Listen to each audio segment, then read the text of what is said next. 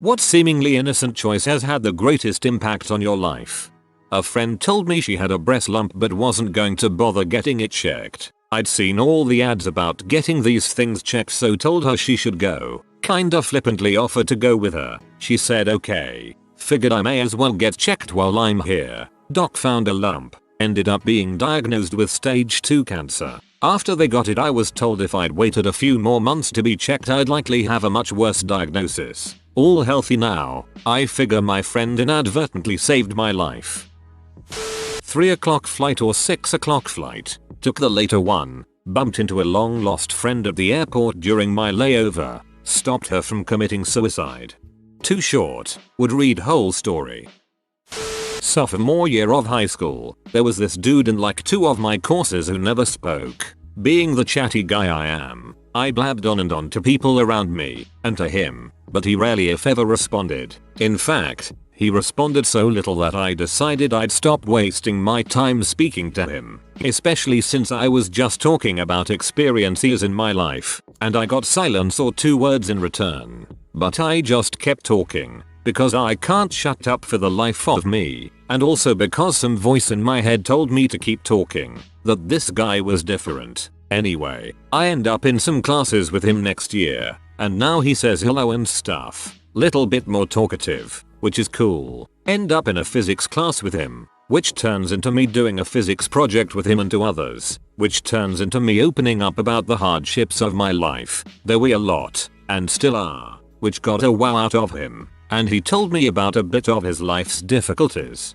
And it was a nice day. He's my best friend now. Has been for years now. He's helped through so many down times. Has been there for me when no one else has. And is still deeply involved in my life. We managed to help each other out of our lowest lows in high school. And still keep in crazy close contact. He's pretty much the only person who can make me smile on a crappy day. Even if he's not around. I love that kid to death. And would go to the ends of the earth for him. And get this, all those stories I told him, when he didn't respond, he remembers them, in detail. Even stories I don't remember telling. I can't imagine how poorly I'd be doing if I hadn't continued to speak to the silent kid. For those who think constantly talking was a dong move, this guy, at the time, felt like he was alone in this world. No one spoke to him because he let off a vibe of sadness, and people are repelled by such a vibe. He was in a really bad place during those times, wasn't too happy about life, or living it.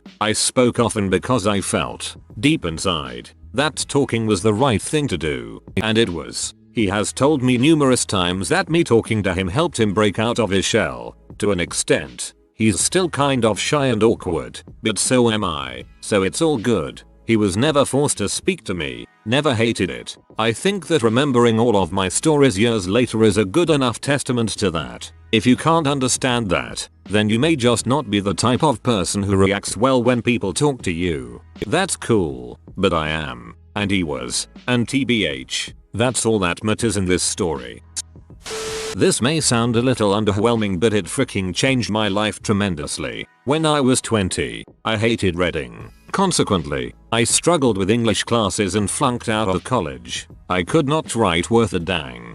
During that summer, I also got a DUI, so I was not in a good place in my life. While visiting a friend of mine, I was playing a lot of StarCraft at his apartment. He was at work, had an internship with Intel, and I eventually got bored. Out on the coffee table was a book. In my boredom, I dared myself to read the first 10 pages. The book was A Game of Thrones by George R.R. Martin. 2 days later I finished the book and it turned me into a reading junkie ever since then. I think I have read over 1,000 books. My writing skills improved considerably and I eventually went back to college to finish my degree. I am currently in an MBA program and will be flying to Budapest and Prague for an international business trip this summer. This crap would have never happened if I had not picked up that book. PM me when you're in Hungary, and we can grab a beer, because why not meet a Redditor from the other side of the world? While blindly walking through a career fair as a lazy senior at college, I said frick it and went to the booth of one of the companies that I thought was impossible for me to get a job with. When they offered me a job 2 months later I thought it was a joke. Now I'll live in DC and make a solid living. If it wasn't for them, I'd still be in Pittsburgh and not have nearly the same career I have now.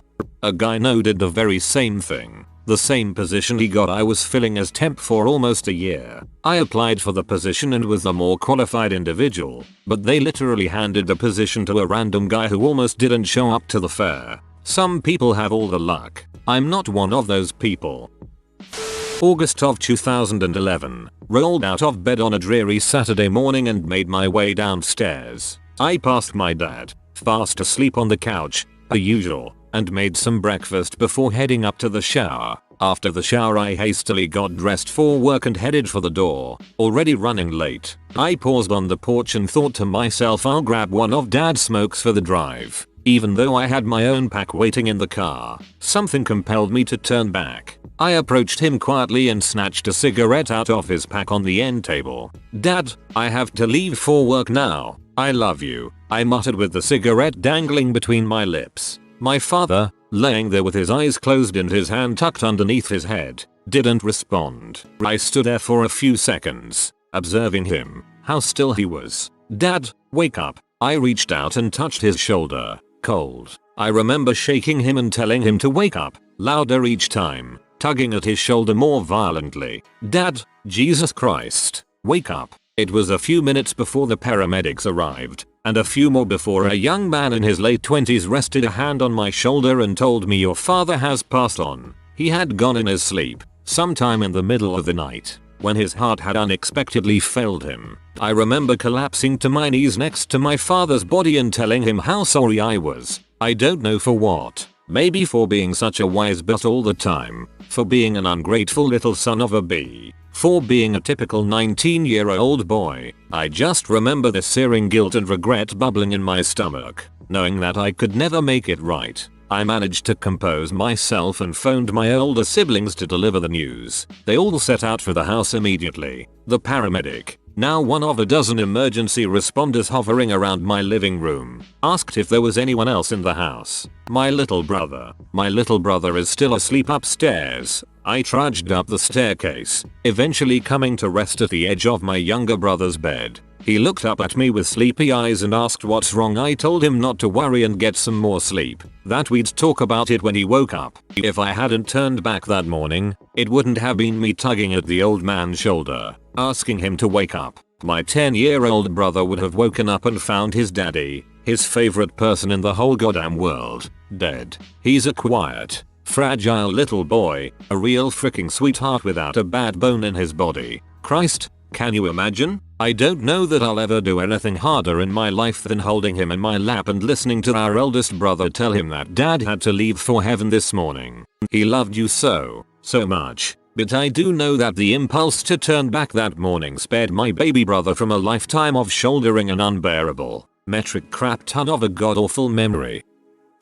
Okay, here's one that has nothing to do with marriage or kids. In 2004 I was walking through a music festival to see a friend's band, heard drums and thought WTF. Lot of drums. Drifted over to check it out. To get the full picture you need to know I was not a drummer at all, just a kind of nerdy middle-aged woman. It was a Brazilian samba band. Coolest ever thing. I chatted to one of them after. They invited me to rehearsal. Next Tuesday I joined up. Month later I'm in a parade. Year later I'm addicted to drumming. Year after that I quit my job and moved to Brazil. End up playing in a bunch of the top carnival groups there. Go to the diciest favelas you can imagine. Study my butt off. Finally parade in a top group in the samba drama on snare drum. Not bad for a 40-year white American chick. Learn to speak Portuguese. Also go to Europe just to play music there. Buy an apartment in Brazil. End up teaching percussion professionally. Also learn to be a vivacious butt dancer at last. Also learned to surf, etc etc. Biggest change in my entire life. Just cause I heard drums one day and veered over to check it out. Moral of the story, follow the music. During college I was sitting at home. My slow butt computer was downloading some legitimate software, so I went into my buddy's room to use his comp for a minute. We cool. His phone was on his desk and his GF called him. I picked up. "Hey, this is Derp. He's not home blah blah. Oh well, I'm having a Christmas party. You should come." Now I was feeling soggy and antisocial, but after a few minutes I thought, frick it, why not just check it out. Met the love of my life who has inspired me, taught me and helped me grow in countless ways. Moral: if the alternative is sitting on your bum, go to the party, you awkward penguins. Downloading some legitimate software. Oddly specific. A few years back, I ummed and ahed about auditioning for a small show a few towns north. I was already busy as heck and didn't know if I wanted the extra hassle, but I loved the show, Little Shop of Horrors. Seriously, I came this close to not bothering, but in the end, I said frick it and went. I auditioned, did my best, went through what felt like a million rounds of auditions, to eventually get the lead. After lots of rehearsals while working at the same time, I was loving every moment of being involved with the show and an incredibly talented bunch of actors. I was effectively working during the day to be able to go rehearse afterwards. Well, along comes opening night, and I book off the whole run as holiday time and, for that short period of time, lived as an actor. Basically, I was on stage for the evening, went out to the pub with my fellow performers in the evening, went home, woke up late, did whatever the frick I wanted until I needed to be at the theater to brush up, warm up and get ready. Repeat this cycle for the whole run. It was absolute bliss. When the show ended, I got into work on the Monday and realized that now I had no show, I was merely working for nothing. I decided to quit work and go back into education to learn the trade. I'm currently in the audition phase for some of the top drama schools in London. No regrets. If I'd decided I couldn't be bothered to audition for that show, I would probably have never realized how much I want to be an actor. Greatest decision I've ever made. TLDR. Office drone. Suddenly, see more. Was browsing Reddit back in mid-December. Roommate called and said want to go look at gingerbread houses with me, the fiancé, and our friend said no because WTF. Got back on Reddit and realized Fover alone status. Called back, asked where to go. Ended up meeting an amazing woman and turning over a new leaf in my life. And now you are back on Reddit.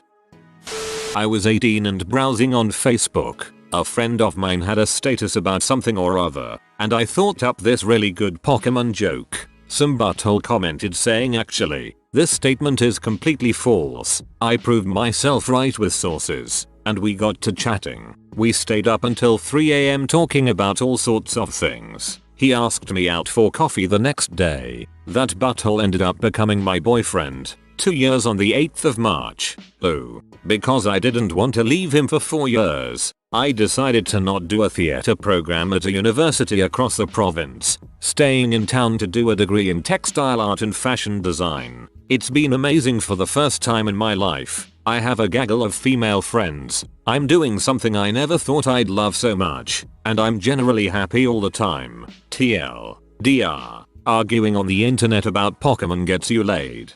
Please tell me you remember the joke. Accidentally applied for the wrong scholarship to China, got there 3 months later than I had planned, and met my wife-to-be. I have a feeling that a lot of these are going to involve marriage. It's hard to find a bigger life changer than marriage, kids. My last semester of college I had some extra space in my schedule for another class. I didn't need any more credits, but I decided to take something that would be easy and interesting. I chose Chinese. I'd already studied it at another school I went to, so I thought this would be a cakewalk. Plus, the teacher's name was Wang and I thought that was hilarious. Dr. Wang ended up giving my information and a pretty swanky recommendation to a university in China. 2 months after I graduated, I was on a plane to teach English at this university. I've only been here a year, but I've fallen in love and have a hard time imagining what life would be like back in the States. Fighting tooth and nail for minimum wage jobs until I find something related to my major. Because of the people I've met, I plan on backpacking through Europe in August, taking a free meditation retreat in India, and I realized that it's actually possible to live like a nomad and travel the world for a few years until you decide to grow up. Good class. The teacher's name was Wang and I thought that was hilarious. Until you decide to grow up. This guy checks out. I started a forum and a wiki for an indie game I liked when the game had a few thousand players. I paid $20 for the domains and thought nothing of it. That game now has over 20 million players. The forum and wiki have around 100 million page views each per month and have had over 2,500,000,000 page views total. A million plus members. 30k posts per day. Largest forum on the internet. Traffic. And in the top 5 for activity. They are now my full-time job and it's a great job. My life is awesome. All because I made a forum on a whim. That game is Minecraft BTW. 1. This would make a dang cool AMA. 2. One of the best inconsequential decisions in the thread. On a trip to Pennsylvania, I took the train instead of the bus so that I could have some time to wander around the city. The guy sitting next to me had an allergic reaction out of nowhere. I stabbed him with my EpiPen and pretty much saved his life. He got carted off in an ambulance and I forgot about him. 3 years later, I turn on the TV and I see the guy talking about how Singer was going to usher in a new era of social games on Facebook. Not sure if joke or you are really responsible for the evil that has befallen us. I listened to my mother. For once, I got tons of mail from colleges as a high schooler and generally tossed them straight in the trash. For some reason, my mom decided to pull an envelope out of the garbage and open it. She started squealing and told me I had gotten a massive scholarship to a great school. 5 years later, I have 2 degrees and minor debt and ran into my now husband who I went to high school with. Thanks, Mom. I had already been accepted early decision to another school, which is why I trashed all the letters. Don't make me go look at all those letters.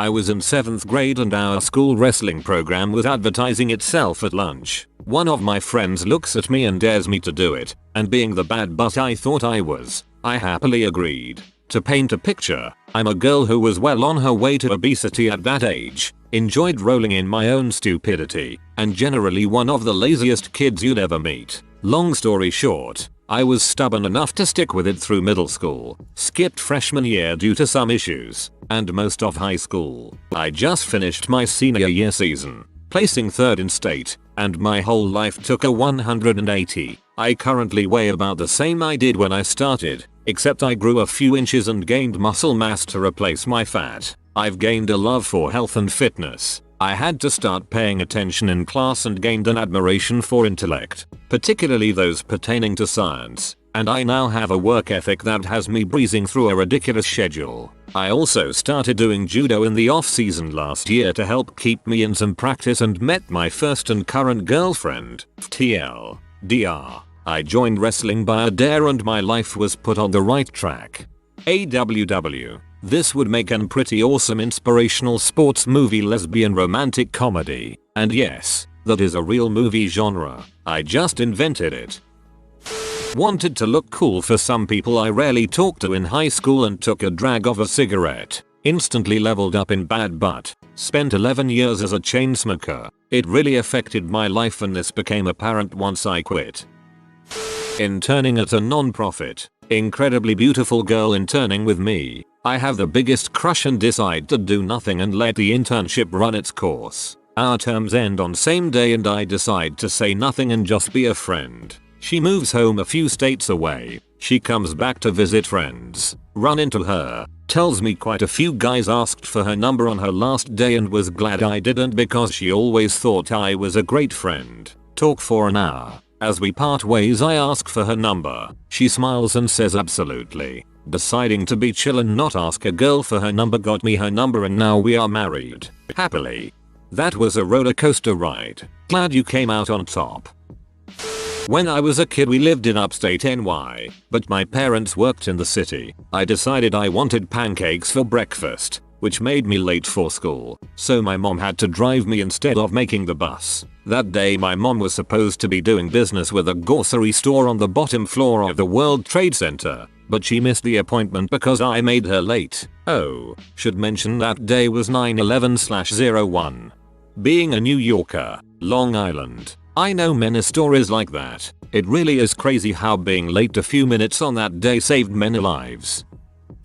Out of nowhere I decided to look up an email to the guy I had seen once and fallen for. He worked as a photographer and I met him when buying a camera from his store. I guess I just felt I had nothing to lose and that it was time to not be such a shy awkward girl. I made up some stupid question about the camera and the rest is history. I'm glad I did. 7 years later. We're getting married this summer. I thought you were going to say 7 years later and I still love my camera. Became friends with a pretty unlikable old guy who lived across the street from me when he asked me to fix his computer. Refused his £20 payment and ended up chatting with him for a few minutes every day on my way home from college. He'd wait for me by his fence just to tell me what he'd seen on the internet and what he was having for lunch that day, etc. He was pretty annoying honestly, and sometimes I'd go a different way home just to avoid giving him a pretend smile and looking interested in his boring day. Left me £2.40 million about 2 years ago, apparently despite living in a pretty horrible, really old styled house and wearing clothes that looked too small for him. He was sitting on a fortune. Now I play video games all day and generally have no motivation as I have nothing to work towards. Still, choosing to be kind to some old guy has turned my life into this, I guess. I would travel all day with that sort of money. I usually buy regular LA peanut butter when I go to the store, but just the other day I decided the heck with it and purchased Nutella for the first time. Can never go back. And now I am married to Nutella. I realized I could go to uni. It had never occurred to me that I was included in this option. But what to study? I saw public relations and thought it was like customer service. I had no idea it was corporate communications and covered lobbying, marketing and internal communications. Not a clue. Instead of working at the local crisp factory, I am now the communications manager for an organization with tens of thousands of employees. I also met my wonderful so 14 days after arriving.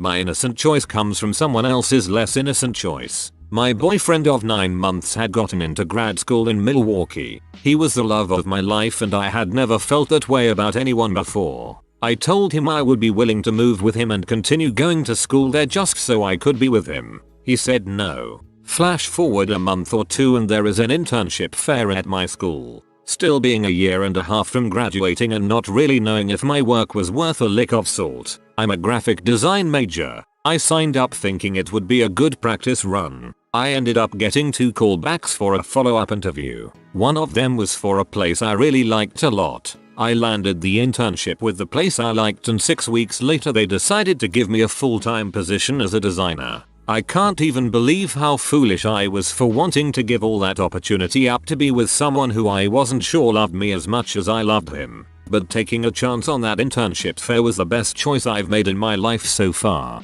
I've never understood how people justify throwing away their previous achievements in order to be with a boyfriend-girlfriend. I mean, call me callous, but if some girl wanted me to move to a new city for her, I would probably say no, unless we actually got married. And even then I'd finish my education and have a job lined up wherever I was going. My friend asked me to join the school vocal group in grade 8. I was pretty hesitant, but came along anyway. In my first year, I got a pretty big solo and going on stage for the first time and singing that solo and getting the applause like that opened my eyes to a whole new world. That led to me being the lead in the school musical a few years later and it's kinda snowballed from there. We're still best friends 10 years on. A whole new world. Stuck in my head now.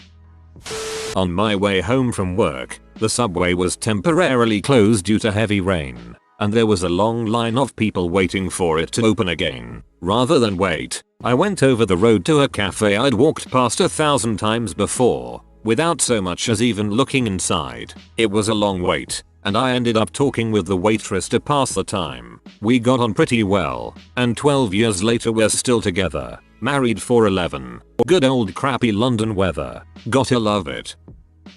I went through a horrible stretch of my life back in 1999 to 2000. I had wasted away my 20s, had no degree, no career, a horribly low paying crappy job, and was absolutely miserable. My friends convinced me to play EverQuest. I made a druid, and would teleport people for platinum. One day, someone asks me for a teleport, but they didn't have any money. I did it for free, and a few months later, they invited me to join their guild. About a year later, I was made an officer and asked to take lead on guild recruitment. A bard applied to our guild, and we became friends. 6 years later, I married her. Because I married her, I moved away from my hometown and learned to be a man on my own. After applying for jobs, I was offered a position in healthcare IT. 5 years later, that work experience led to a 6-figure job offer. So here I am, happily married, successful, and at absolute peace with myself. EverQuest freaking kicks butt.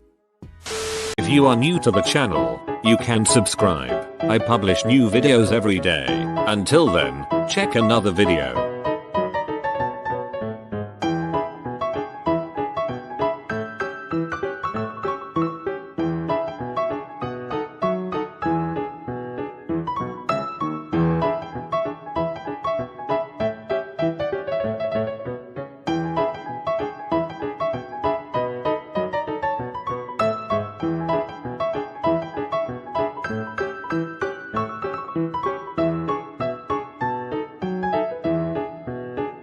Bye for now.